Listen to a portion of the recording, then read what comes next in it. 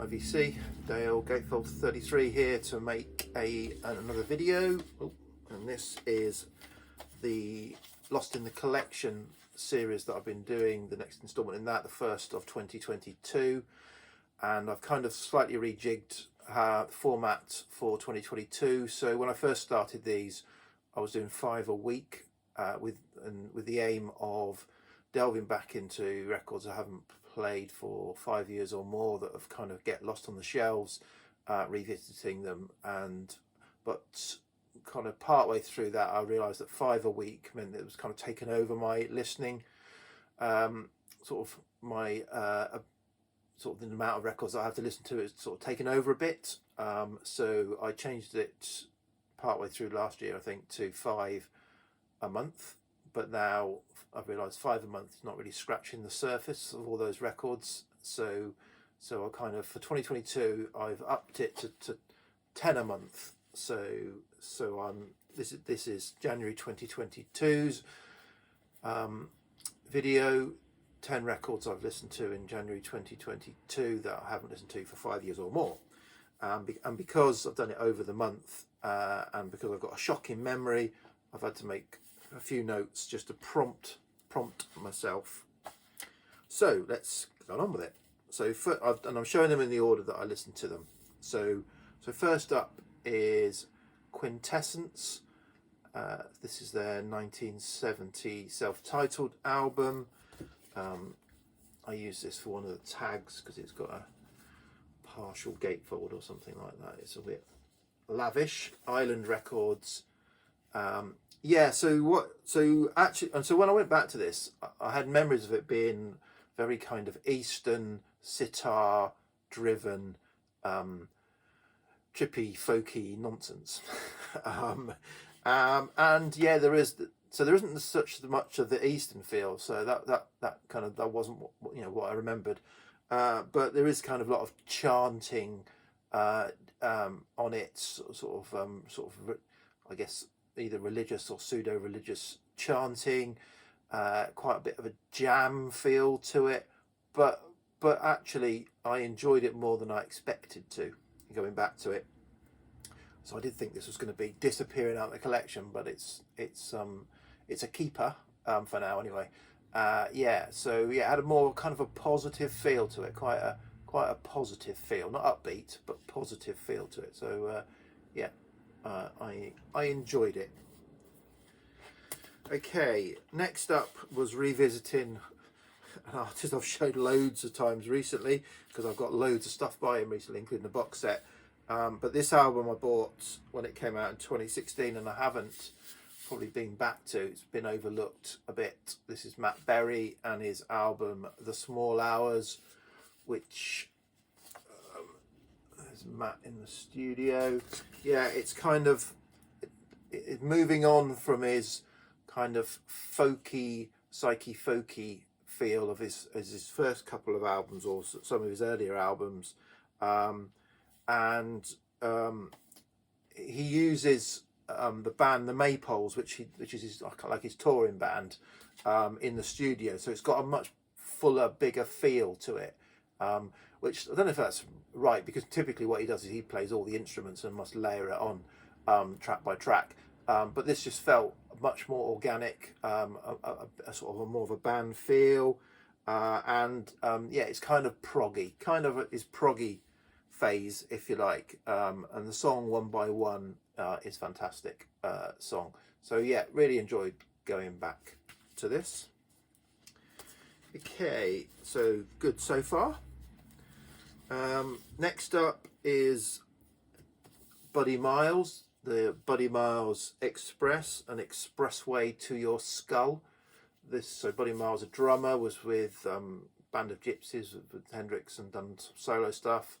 This is a horrible unipack, very flimsy unipack. I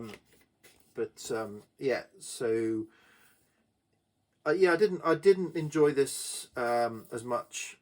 So this is an album I bought sort of fairly early in getting back into vinyl, and I think I remember actually seeking this out. I might have bought it on eBay or something.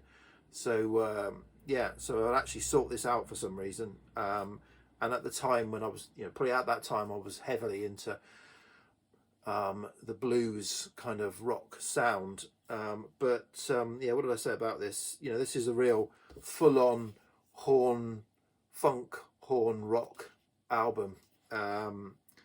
With some heavy jams that go on, but I've written, it's only 32 minutes, but it dragged a bit. So that's kind of what I felt about it. It's only a 32-minute album, but that dragged a bit. So that's that. Okay, next up is a band. Where are they from? Finland, I think. Dalindeo and Slavic Souls. This is kind of a bit like what that picture. It's a bit of a jazzy, jammy, good time, really enjoyable, upbeat album that I bought at the time it came out. When did it come out? It's probably another 2016, is it? 2017 album. It doesn't say, but it's around that time. Really enjoyed going back to this. So I've written wacky, jazzy funk. It's got a female vocal on it in places, sort of soprano. There's some wacky vocals. So it's a good Slavic lounge fun album. So really enjoyable to revisit that. Okay, next up is an artist I've seen live, and this is a release on the Freedom Air label. This is Jack Allister. I think it's from somewhere in Europe. I can't remember where he's from. And this is a covers album that he did. So I've got his first album, Tune Up Your Ministers, which I enjoy. This is an album of covers. So with covers, what I like is if the artist brings something of themselves, something unique to it, and he pretty much does. So this is kind of a folky, acoustic feel, typically, but there is more stuff layered on some tracks. But really enjoyed it. What did I write about it? Covers album brings enough standout. I've got Matilda Mother going into Sisters, I think is the standout bit. I think these are interesting enough interpretations to kind of justify its existence in my collection. So good album. Okay, what we've got next? Next is an album that, if this was an original, would be probably a few £1,000s. This is Will Malone, and this is a reissue on Morgan Bluetown.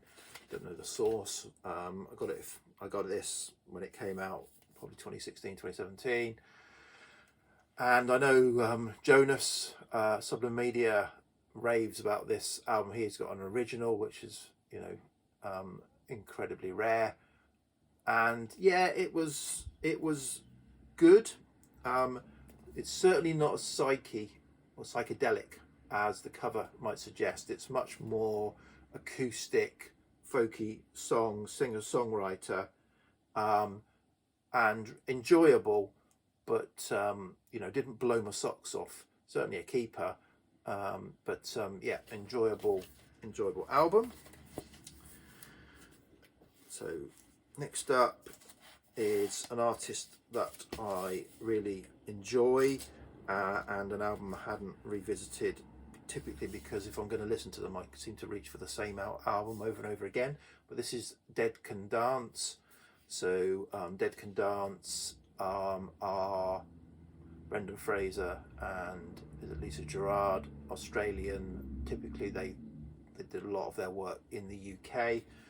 This is within the realm of The Dying Sun, held up as one of their, or if not the pinnacle of their recording. For me, I still prefer Into the Labyrinth is what I reached to, their 93 album. Can't remember when this originally came out. This was before it, maybe late 80s, something like that. 87. Yeah, really good album. Solid. Dick and Dance. Side B was particularly strong. Yeah, really enjoyed side B. But yeah, really good album. Okay, next up is a soundtrack. Popol Vuh Agia, is it? Music from the film Agia.